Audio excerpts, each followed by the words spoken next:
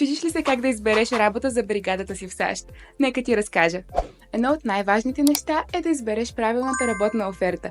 Юзит предлага голям избор от такива, както и опитни консултанти, които ще ти помогнат да се ориентираш. Добре, първи въпрос. Чудиш се къде да отидеш. САЩ е огромна страна с много възможности. Избери източното крайбрежие, ако търсиш плаж, море, забавление и купон.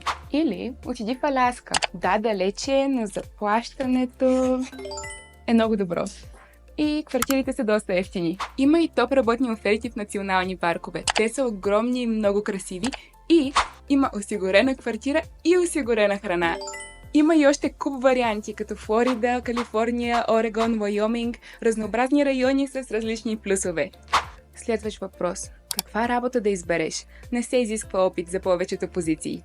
Работата е съобразена с нивото ти на английски език. Ти решаваш колко комфортно се чувстваш и дали търсиш позиция с повече говорене или пък такава, която не изисква толкова добър английски. Също така, работата е съобразена и с датите, на които можеш да работиш, както и това дали предпочиташ по-климатизирана среда или искаш да работиш на открито. Също така е важно дали пътуваш с голяма група и тогава най-добрият избор би бил увеселителен парк или някой голям резорт, тъй като ще могат да предложат позиции за всичките ти приятели. Дори никога да не си работил, това не е проблем. Много малко работодатели търсят студенти с предишен опит и толкова е позиция като сърф инструктор, барман, готвач.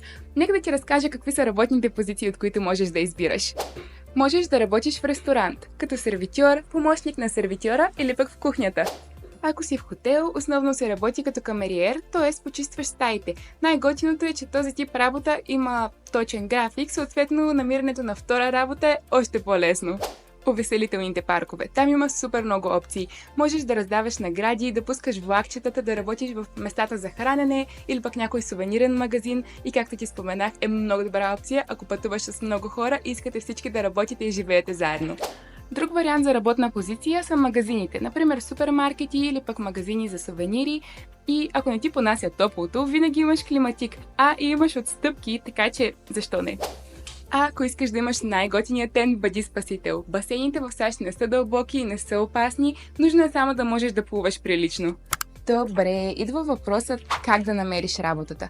Най-лесно и сигурно е чрез Юзит. Организират се интервюта с американските работодатели тук в България на живо или пък изцяло онлайн. Но, колкото по-рано се ориентираш какво търсиш, толкова по-голям ще е изборът ти. Така че не отлагай, запази своето място.